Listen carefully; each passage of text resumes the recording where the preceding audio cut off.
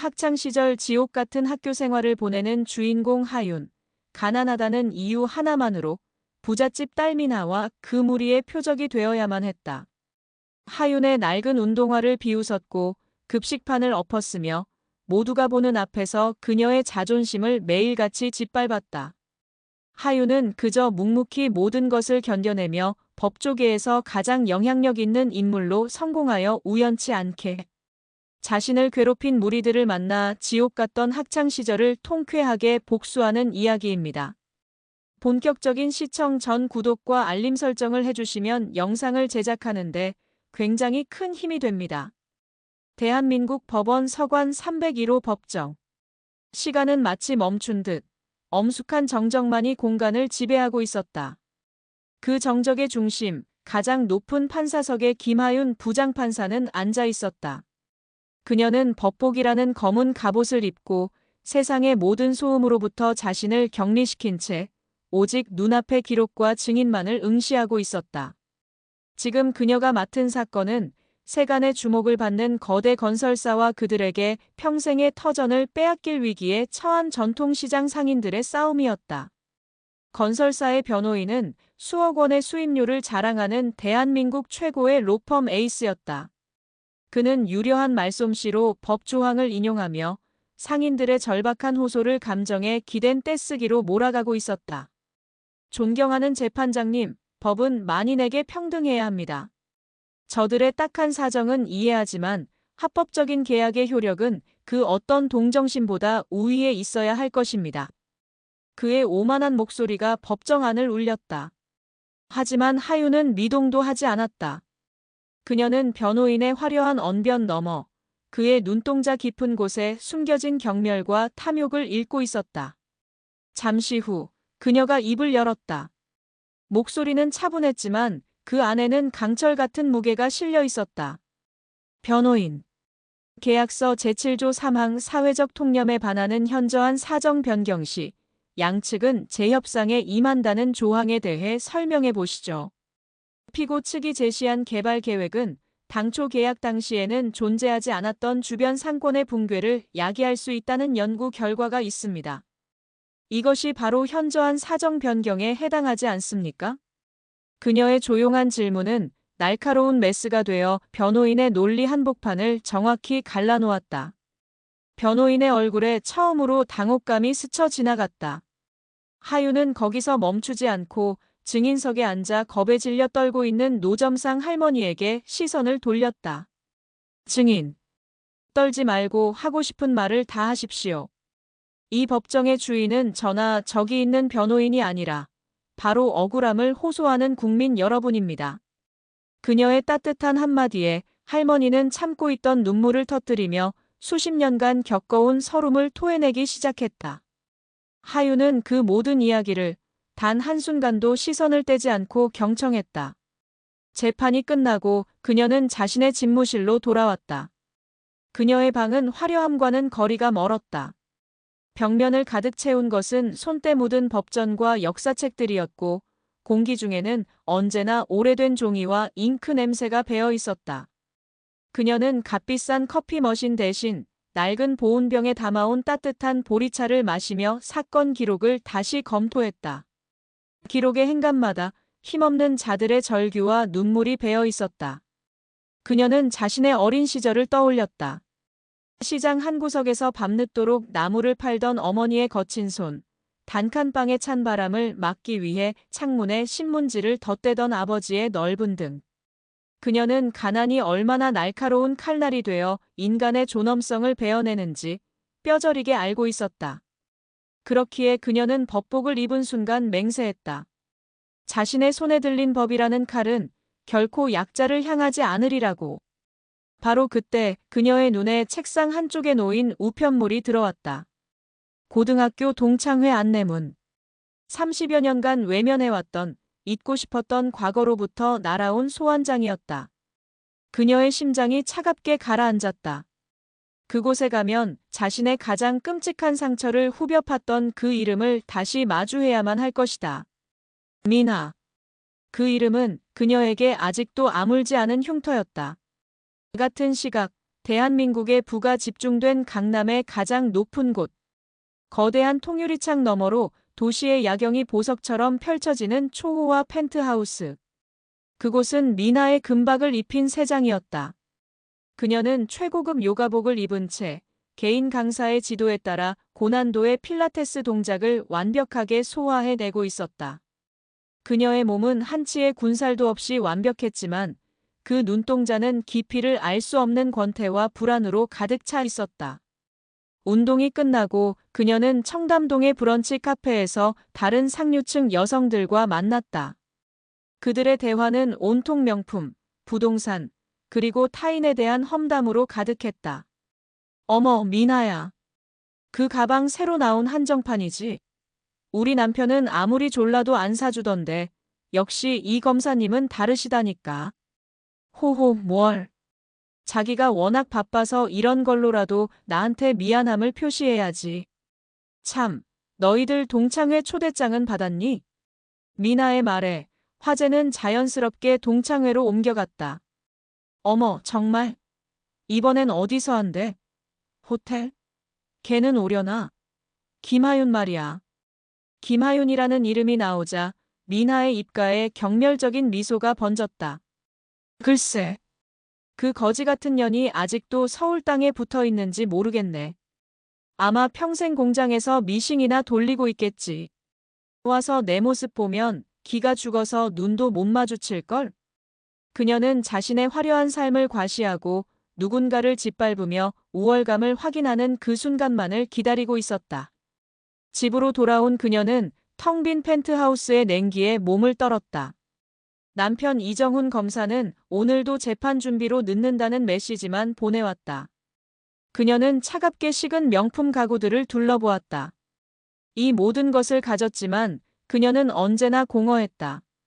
그녀는 자신의 존재 가치를 타인의 시기와 질투 속에서만 확인할 수 있는 불쌍한 중독자였다. 그녀는 동창회에 입고 갈 가장 화려한 드레스를 고르며 비열한 미소를 지었다. 김하윤 각오해.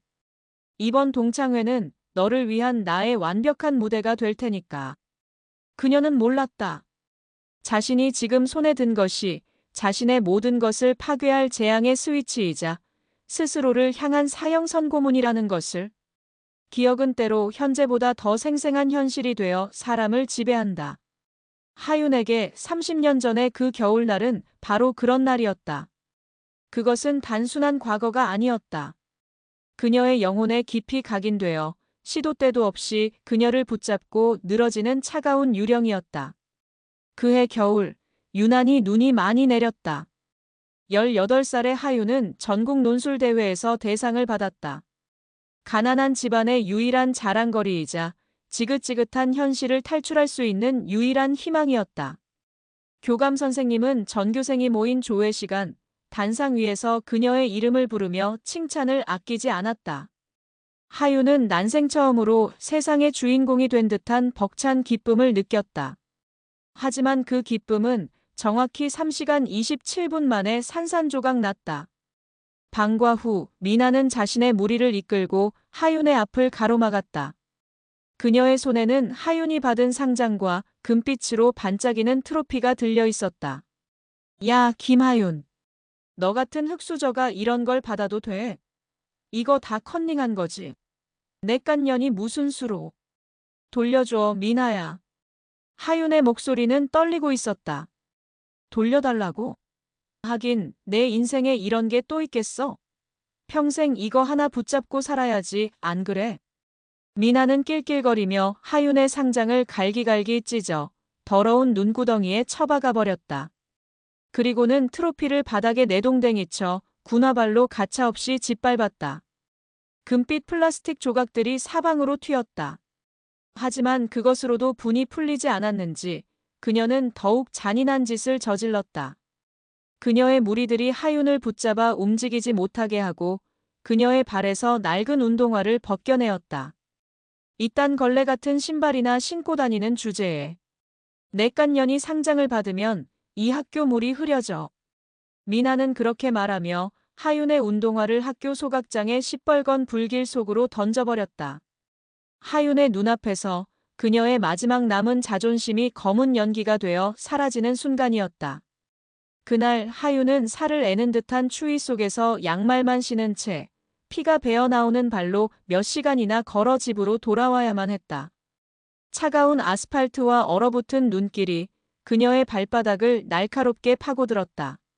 하지만 그 고통보다 더 끔찍한 것은 주변 사람들의 시선이었다.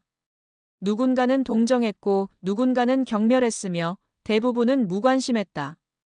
그녀는 그 순간 자신이 이 세상에 완벽하게 혼자라는 사실을 깨달았다. 집에 도착했을 때 시장에서 돌아온 어머니가 피투성이인 그녀의 발을 보고 오열했다. 세상에, 하윤아, 이게 무슨 일이니? 누가 그랬어? 넘어졌어요, 엄마. 그녀는 끝내 진실을 말하지 못했다. 어머니의 눈물이 자신의 고통보다 더 아팠기 때문이었다.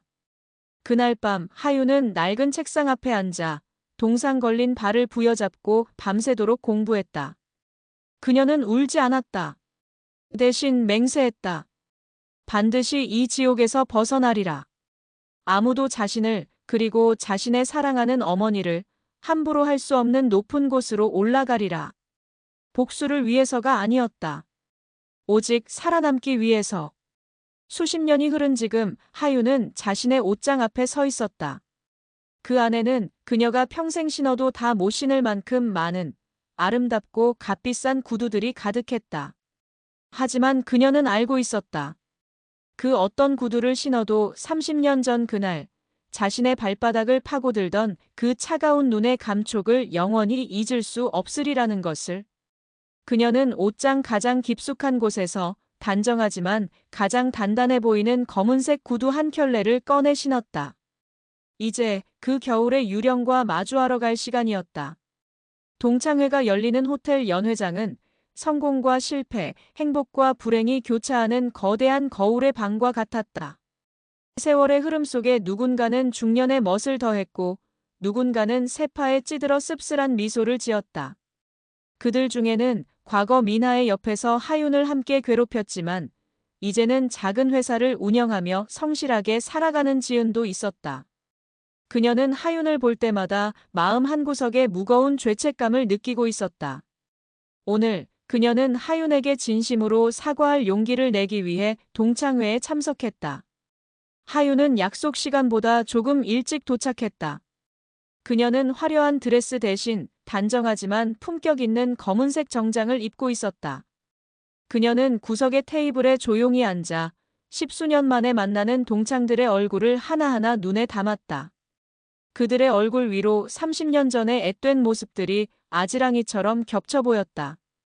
바로 그때 연회장의 문이 요란하게 열리며 미나가 등장했다. 그녀는 머리부터 발끝까지 마치 명품 카탈로그에서 튀어나온 것처럼 치장하고 있었다. 그녀가 등장하자마자 연회장의 모든 공기가 그녀를 중심으로 움직이기 시작했다. 동창들은 약속이라도 한 듯 그녀의 주변으로 몰려들어 아부를 늘어놓기 바빴다. 미나야, 여전히 예쁘다. 역시 회장님 사모님은 다르네. 남편이 검사라며. 이야, 넌 정말 못 가진 게 뭐니? 미나는 그 모든 찬사를 당연하다는 듯이 즐기며 여왕처럼 굴었다. 그리고 마침내 그녀의 레이더의 구석에 앉아있던 하윤이 포착되었다. 그녀의 입가에 사냥감을 발견한 포식자의 잔인한 미소가 떠올랐다. 그녀는 일부러 모든 사람들이 들으라는 듯 큰 소리로 외쳤다. 어머, 저기 저거 김하윤 아니야? 세상에, 용케도 여길 다 왔네. 순간 연회장의 모든 시선이 하윤에게로 향했다. 하윤은 피할 수 없는 운명의 무대 위로 그렇게 강제로 끌려 올라왔다.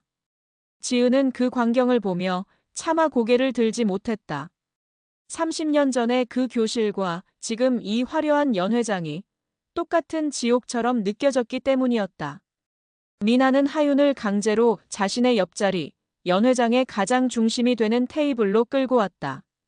그것은 환대가 아니었다. 공개적인 처형을 위한 단두대였다. 자자, 다들 주목. 우리 학창시절의 마스코트, 불쌍한 하윤이가 왔어. 다들 한마디씩 해줘. 그녀의 말에 동창들은 어색한 웃음을 지을 뿐이었다. 하지만 미나는 멈추지 않았다. 그녀는 독이 든 꿀처럼 달콤한 말투 속에 날카로운 가시를 숨긴 채 하윤을 공격하기 시작했다. 하윤아, 넌 얼굴은 그대로인데 옷은 왜 그러니? 아직도 어렵게 사나 보네. 힘들면 말하지. 내가 이 가방 넣어줄 수도 있는데. 뭐, 너한텐 어울리지도 않겠지만. 그녀는 자신이 들고 있던 수천만 원짜리 명품 가방을 흔들어 보였다. 몇몇 동창들이 천박한 웃음을 터뜨렸다. 아, 맞다. 너희들 하윤이 학창 시절에 어땠는지 알아? 돈이 없어서 점심을 굶는 날이 태반이었잖아. 내가 불쌍해서 빵 사준 게 몇 번인지 몰라. 내가 아니었으면 쟤 영양실조로 쓰러졌을걸? 그녀는 잊지도 않았던 사실을 지어내며 하윤을 동정받아 마땅한 비참한 존재로 둔갑시켰다. 하윤은 어떤 대꾸도 하지 않았다. 그녀의 침묵은 미나의 잔인한 독백을 더욱 효과적으로 만드는 배경음악이 될 뿐이었다. 그녀는 그저 30년 전 소각장 앞에서 재가 되어버린 자신의 운동화를 떠올리고 있었다. 미나는 마지막 일격을 준비했다. 그녀는 자신의 휴대폰을 꺼내 잘생긴 남자의 사진을 모두에게 보여주었다. 내 남편이야. 이정훈 검사. 지금 가장 잘 나가는 특검팀의 에이스지. 곧 여기 올 거야. 우리 자기 오면 너희 같은 평민들은 말도 섞기 힘들 테니 그 전에 내 남편 자랑 좀 할게. 그녀는 끝없이 남편의 학벌, 집안, 그리고 그가 가진 권력에 대해 떠들어댔다. 그리고는 마지막으로 하윤에게 확인사살을 가했다. 하윤아, 넌 결혼은 했니? 아니면 아직도 혼자 그 좁은 단칸방에서 살고 있나? 너도 내 남편 같은 사람 만나야 할 텐데. 아, 내 수준에 그건 무리겠구나. 어쩌겠어. 이게 바로 급의 차이라는 건데. 바로 그 순간이었다. 연 회장의 육중한 문이 열리고 미나가 자랑하던 이정훈 검사가 모습을 드러냈다. 그는 날카로운 눈매와 다부진 체격, 그리고 온몸에서 뿜어져 나오는 압도적인 위압감을 가진 남자였다. 연 회장의 모든 소음이 순간 멎었다. 미나는 승리감에 도취된 미소를 지으며 남편에게 달려가 팔짱을 끼려 했다. 자기야, 왜 이렇게 늦었어? 내 친구들한테 인사해. 하지만 이정훈 검사는 그녀를 보지도 않았다. 그의 시선은 오직 한 곳, 테이블에 조용히 앉아있는 하윤에게 고정되어 있었다.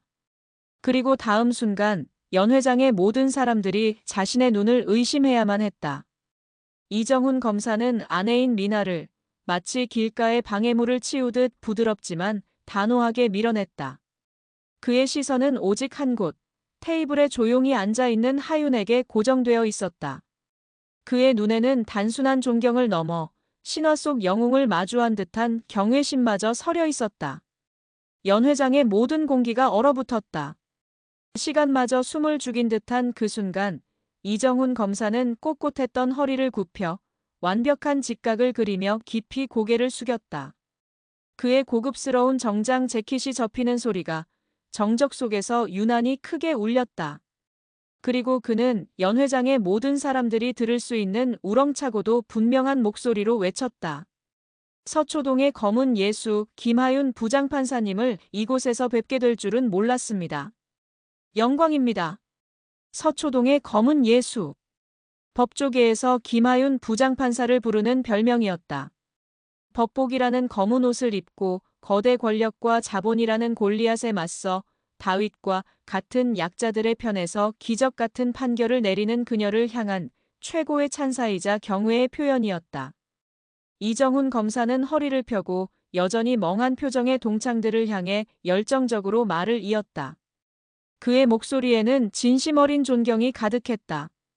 여러분은 지금 대한민국 법조계에 살아있는 전설과 함께 계신 겁니다. 김하윤 부장판사님은 수십 년간 썩어빠진 정치권력과 재벌의 압력에도 단 한 번도 굴하지 않고 오직 법과 양심에 따라 사회적 약자들의 눈물을 닦아주신 유일한 분입니다. 제가 검사가 된 이유도 바로 부장판사님의 판결문을 읽고 감동을 받았기 때문입니다. 그의 말이 끝나자 연 회장에는 일제히 스마트폰을 꺼내 김하윤 부장판사를 검색하는 소리만이 가득했다. 그리고 화면에 떠오르는 수많은 기사와 칼럼들. 거대 재벌의 부당해고에 맞서 노동자의 손을 들어주다. 억울한 옥살이를 한 서민에게 국가배상을 명령하다. 세상에서 가장 낮은 곳을 비추는 등 뿔같은 판사. 모든 진실이 밝혀지는 순간 미나의 얼굴은 하얗게 질리다 못해 시퍼렇게 변해갔다. 그녀가 흙수저라며 조롱하고 촌스럽다며 경멸했던 친구가 사실은 자신의 남편조차 고개를 숙이는 하늘과도 같은 존재였다는 사실.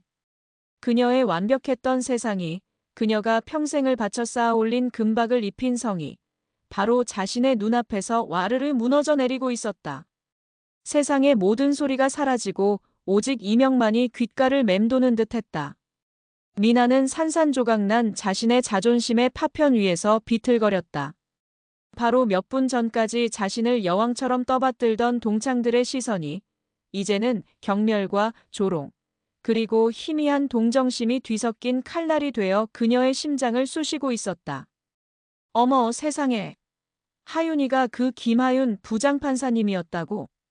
미나 쟤는 그것도 모르고 아까 뭐라고 한 거야? 흙수저? 검사 남편? 그러게 말이야. 자기 남편이 롤모델로 삼는 분한테 꼴 좋다 정말. 동창들의 수군거림이 독화살처럼 날아와 박혔다. 그들은 더 이상 미나의 곁에 머무르지 않았다. 마치 꿀을 발견한 벌떼처럼 일제히 하윤이 앉은 테이블로 몰려들었다. 그들의 손에는 명함이 들려 있었고 얼굴에는 방금 전과는 180도 다른 비굴할 정도로 아첨하는 미소가 가득했다. 부장판사님. 아니 하윤아. 내가 이럴 줄 알았어. 학창 시절부터 넌 정말 남달랐잖아. 제 사촌 동생이 변호사인데 부장판사님 존경한다는 말을 입에 달고 삽니다. 다음에 식사라도 한번. 하윤은 그들의 위선적인 행동에 어떤 반응도 보이지 않았다. 그녀는 그저 조용한 미소와 함께 그들이 건네는 명함을 받아들 뿐이었다. 그녀의 그 고유한 품격이 오히려 그들의 천박함을 더욱 비참하게 만들었다. 완벽하게 고립된 미나는 최후의 발악으로 남편에게 매달렸다. 자기야 이게 어떻게 된 거야 전현희 김하윤 전현희. 하지만 이정훈 검사는 그녀의 손을 차갑게 뿌리쳤다. 그는 평생 한 번도 본 적 없는 싸늘하고 경멸스러운 눈빛으로 아내를 내려다보았다. 입 다물어. 당신이라는 존재가 내 인생 최악의 오점이라는 사실을 오늘 처음 깨달았으니까. 당신의 그 천박함이 나를 역겹게 해. 그의 목소리는 작았지만 그 어떤 고함보다도 미나의 심장을 얼어붙게 만들었다. 남편의 공개적인 모욕. 그것은 그녀의 무너진 성에 떨어진 마지막 확인 사살의 일격이었다. 그녀의 눈앞이 까맣게 변해가고 있었다. 동창 회장을 도망치듯 빠져나온 미나는 남편의 차 안에서 히스테리를 부리기 시작했다. 어떻게 나한테 이럴 수 있어? 내 편을 들어줬어야지. 저 기생오라비 같은 년 앞에서 나를 개망신을 줘. 개망신? 그건 당신이 자초한 거야. 아니, 당신은 지금 무슨 짓을 저질렀는지조차 모르고 있겠지. 이정훈 검사는 차가운 목소리로 운전대를 잡은 채 말했다. 당신이 오늘 모욕한 사람이 누군지 알아? 김하윤 부장판사. 대한민국 검찰과 법원 전체를 통틀어 그 누구도 그녀의 판결에 이의를 제기하지 못해. 그녀의 이름 석자가 곧 법이고 정의인 사람이야. 그게 뭐? 그래서 뭐? 그래서 당신이 오늘 흙수저라고 조롱한 그 판결 때문에 내가 지금 맡고 있는 사건의 재벌 총수가 감옥에 가게 생겼어. 당신의 그 멍청하고 오만한 혓바닥이 내 커리어를 통째로 날려버릴 뻔했다고. 알아. 그제야 미나는 사태의 심각성을 깨달았다. 그녀가 저지른 짓은 단순한 사교계의 실수가 아니었다. 남편의 출세가도에 치명적인 상처를 입힌 용서받을 수 없는 범죄 행위였던 것이다. 집으로 돌아오는 길은 지옥처럼 길고 고요했다. 그들의 초호화 펜트하우스는 더 이상 아늑한 보금자리가 아니었다. 차가운 대리석과 유리로 만들어진 거대한 감옥처럼 느껴졌다. 이정훈 검사는 옷장으로 걸어가 미나의 명품 가방과 옷들을 모조리 꺼내 바닥에 내동댕이 쳤다. 이 쓰레기들, 내가 이딴 것들을 사주기 위해 그동안 얼마나 많은 진짜 쓰레기들을 상대해야 했는지 알아? 자기야, 왜 이래? 내가 잘못했어. 잘못? 아니, 당신은 잘못한 게 없어. 당신은 원래 그런 인간이었으니까. 내가 속았을 뿐이지. 당신의 그 화려한 포장지 안에 이렇게 시커멓고 추악한 괴물이 들어있을 줄은 몰랐으니까. 그는 서재로 들어가 서류 한 장을 꺼내 그녀의 얼굴 앞에 던졌다. 하얀 종이 위에는 이혼 합의서라는 검은 글씨가 선명하게 찍혀 있었다. 위자료는 두둑하게 챙겨주지. 당신이 평생 먹고 살 만큼. 대신 내 인생에서, 그리고 내 기억 속에서 영원히 사라져줘. 당신의 그 역겨운 얼굴을 다시는 보고 싶지 않아. 그것은 그녀가 평생을 바쳐 쌓아 올린 모든 것에 완벽한 사형 선고였다. 혼란과 아첨으로 가득 찬 동창회장을 빠져나온 하윤은 차가운 밤 공기를 마시며 홀로 걷고 있었다. 그녀의 마음은 시원하지 않았다. 통쾌하지도 않았다. 그저 씁쓸하고 허무했다. 30년이 지나도 인간의 본성은 이토록 변하지 않는다는 사실에 대한 깊은 회의감. 하윤아, 잠깐만. 뒤에서 누군가 그녀를 부르는 소리가 들렸다. 학창시절 미나의 옆에서 조용히 모든 것을 지켜보기만 했던 친구 지은이었다. 그녀는 숨을 헐떡이며 하윤의 앞에 섰다. 미안해. 뭐가? 오늘 일도 미안하고, 그리고 30년 전에도 정말 미안했어. 지은의 눈에는 진심 어린 눈물이 고여 있었다. 난 그때 내가 얼마나 힘들었을지 알면서도 미나가 무서워서 아무 말도 못했어. 비겁했지. 그게 30년 내내 내 마음속에 무거운 비처럼 남아 있었어. 오늘 내 모습을 보고 더 이상은 안 되겠다고 생각했어. 정말 정말 미안했다, 하윤아. 그녀의 서툰 사과에 하윤의 얼어붙었던 마음이 조금씩 녹아내리는 듯 했다. 하윤은 따뜻하게 웃으며 그녀의 손을 잡아주었다. 아니, 용기를 내줘서 고마워, 지은아. 지금이라도 괜찮아. 그 한마디면 충분해. 두 사람은 오랫동안 아무 말 없이 서로를 마주 보았다. 그것은 30년의 세월을 뛰어넘어 상처받았던 소녀와 방관했던 소녀가 마침내 서로를 용서하고 화해하는 순간이었다. 하윤은 깨달았다. 세상에는 미나 같은 인간만 있는 것이 아니라는 것을. 자신의 잘못을 인정하고 진심으로 사과할 줄 아는 사람도 있다는 것을. 다음 날 하윤은 다시 법복을 입고 판사석에 앉았다. 그녀의 앞에서는 거대 건설사와 그들에게 평생을 바친 집을 빼앗길 위기에 처한 철거민들의 재판이 진행되고 있었다. 건설사의 변호인은 대한민국 최고의 로펌 소속 에이스 변호사였다. 그는 오만한 태도로 법 조항을 무기 삼아 철거민들의 가슴에 상처를 후벼 팠다. 법은 감정이 아닙니다, 재판장님. 저들이 아무리 불쌍한 척 연기를 해도 계약서상의 법적 효력은 변하지 않습니다. 그의 모습 위로 어젯밤 미나의 얼굴이 겹쳐 보였다. 자신의 힘과 지위를 믿고 약자를 무시하고 짓밟는 그 오만한 얼굴. 하윤은 어젯밤의 동창회가 자신에게 주어진 하나의 거대한 시험이었음을 깨달았다.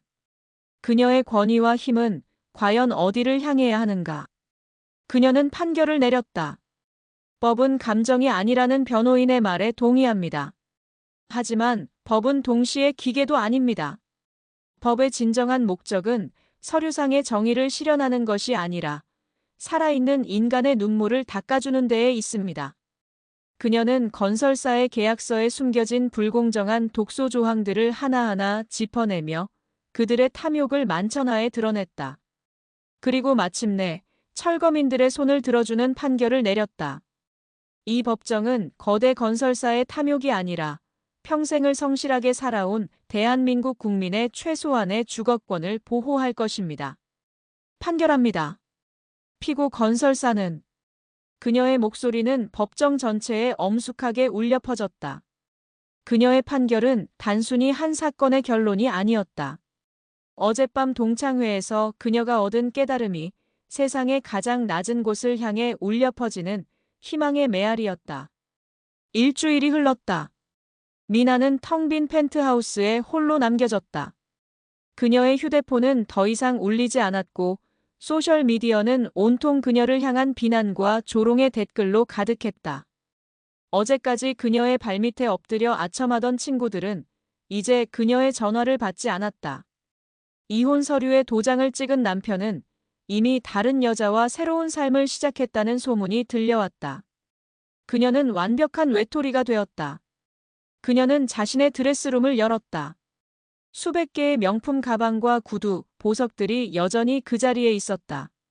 하지만 그것들은 더 이상 그녀에게 아무런 위안도 주지 못했다. 그것들은 그녀의 성공의 증거가 아니라 그녀의 텅 빈 내면을 채우기 위해 긁어모은 반짝이는 쓰레기 더미에 불과했다.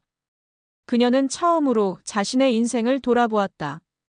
그녀는 모든 것을 가졌다고 생각했지만 사실은 아무것도 가지지 못했다. 진정한 친구도 사랑하는 사람도 그리고 스스로에 대한 존중도. 그녀는 거울 앞에 섰다. 거울 속에는 화려한 명품을 걸쳤지만 세상에서 가장 초라하고 비참한 여자가 울고 있었다. 그녀는 마지막 지푸라기라도 잡는 심정으로 하윤이 일하는 법원 앞으로 찾아갔다. 퇴근하는 하윤을 발견한 그녀는 비참한 몰골로 그녀의 앞에 무릎을 꿇었다. 하윤아, 아니, 부장판사님, 제가 정말 잘못했어요. 제발 남편에게 한 번만 말해주세요. 다 오해였다고. 제가 시키는 건 뭐든지 할게요. 네.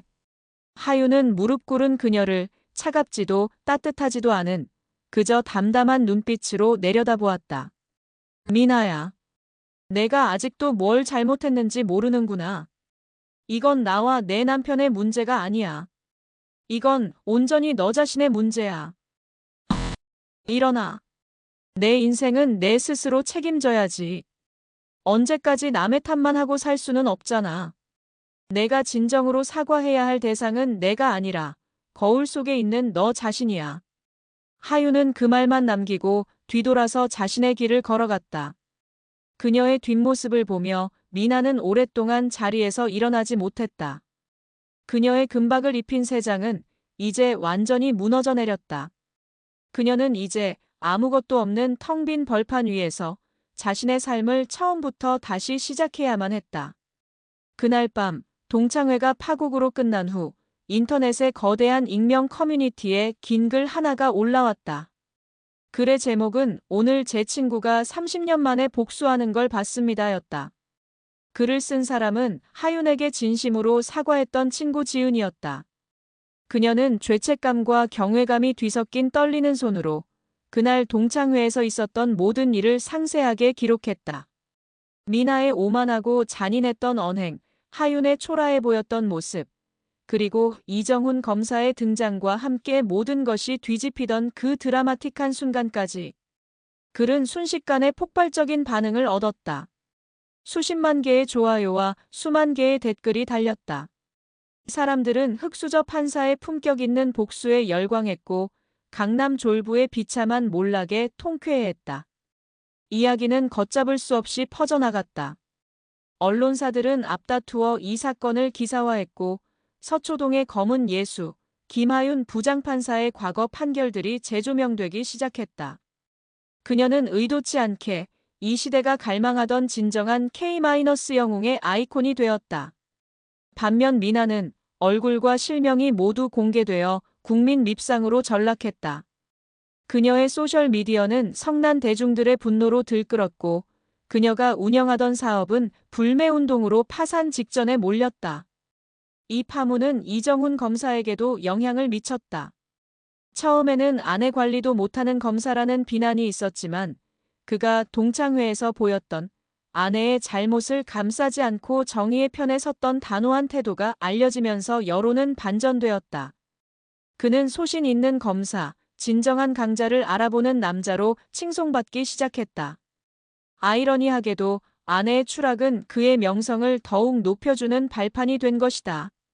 모든 것을 잃은 미나는 텅 빈 펜트하우스를 정리하고 있었다. 이혼 서류에 도장을 찍었고 위자료로 받은 돈은 이미 그녀의 허영심을 채우기 위해 썼던 빚을 갚는데 모두 사라졌다. 짐을 정리하던 그녀는 먼지 쌓인 상자 속에서 낡은 고등학교 시절의 일기장을 발견했다. 그녀는 무심코 일기장을 펼쳤다. 그 안에는 삐뚤빼뚤한 글씨로 김하윤을 향한 저주와 경멸의 말들이 가득했다. 오늘도 김하윤 그 거지 같은 년의 신발을 찢어버렸다. 속이 다 시원하다. 왜 쟤 같은 애랑 같은 교실에 있어야 하지? 공기마저 더러워지는 기분이다.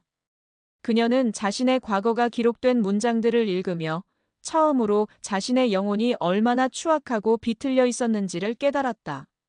그녀는 그 자리에 주저앉아 한참을 오열했다. 며칠 후 하윤은 한 통의 편지를 받았다. 미나였다. 편지 안에는 어떤 변명이나 용서를 구하는 말도 없었다. 그저 그녀가 30년 전에 썼던 일기장의 내용과 그 아래에 적힌 짧은 한 문장이 전부였다. 나는 지옥에 살고 있었어. 그걸 이제야 깨달았어. 미안하다. 바로 그날 하윤은 또 다른 한 통의 편지를 받았다. 친구 지은이었다. 지은은 동창회 이후 자신의 삶을 완전히 바꾸었다고 했다. 그녀는 의미 없던 회사 생활을 정리하고 학교 폭력 피해자들을 위한 작은 비영리 재단을 설립했다고 했다. 하윤의 용기가 잠들어 있던 자신의 양심을 깨웠다고. 편지의 마지막에는 이렇게 적혀 있었다. 하윤아, 내가 내 인생의 재판장이 되어 주었어. 고맙다, 친구야. 하윤은 두 통의 편지를 나란히 놓고 오랫동안 창밖을 바라보았다.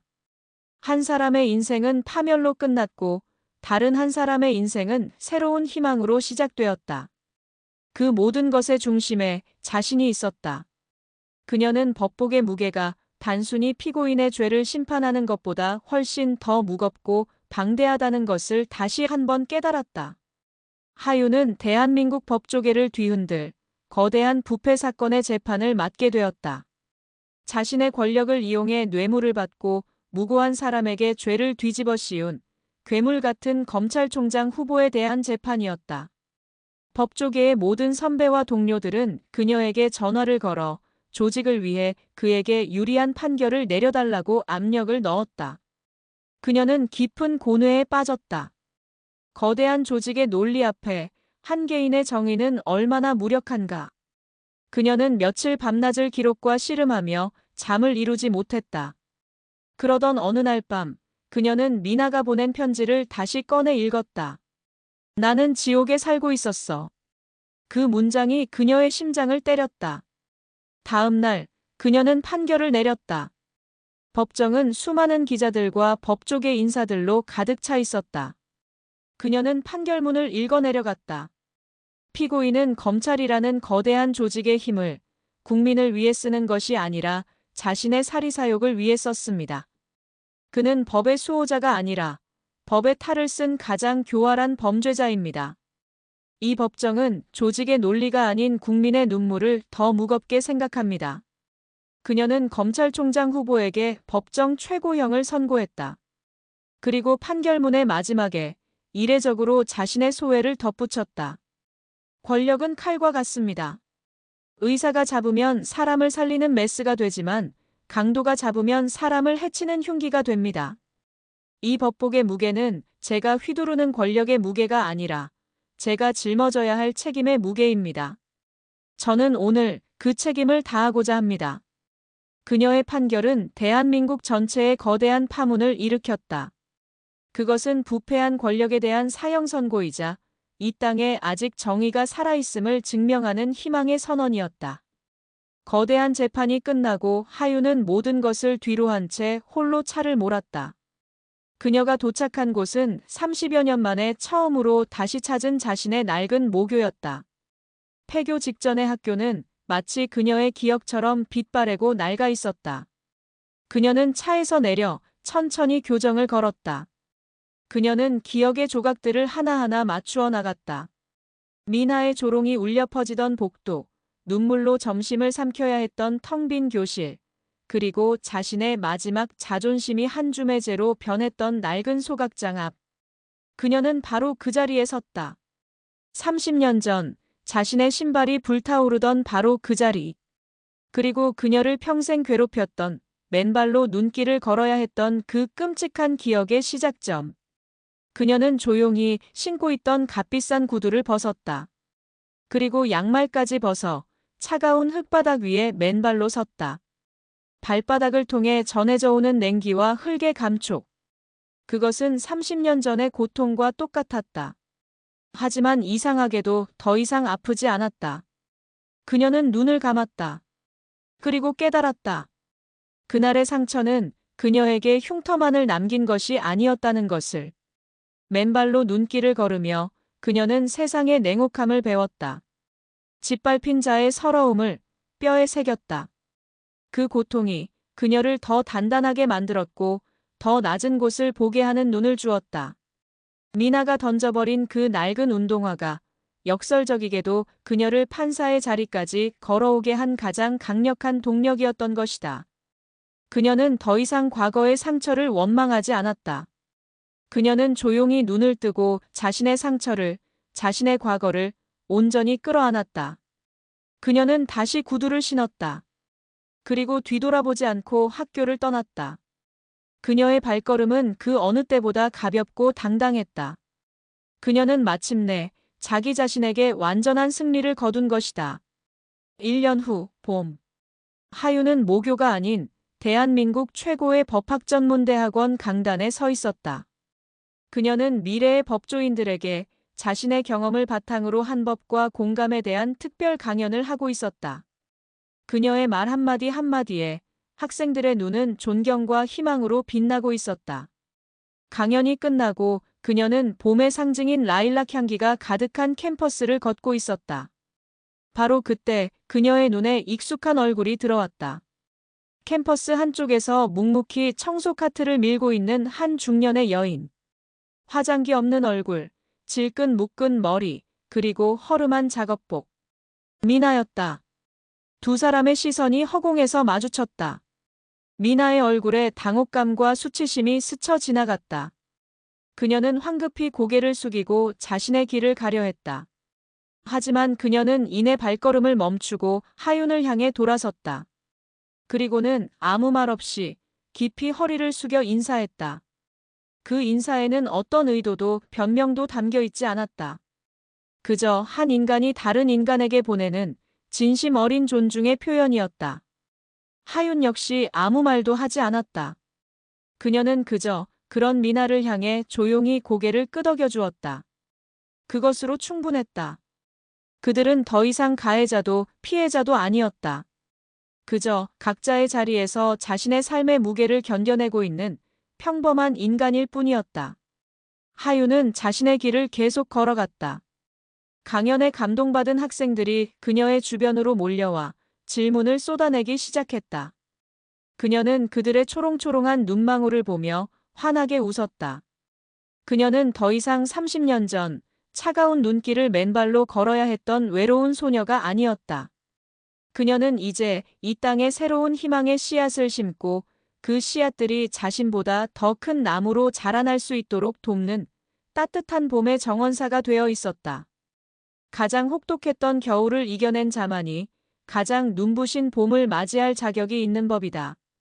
그녀의 진짜 인생은 이제 막 시작되고 있었다.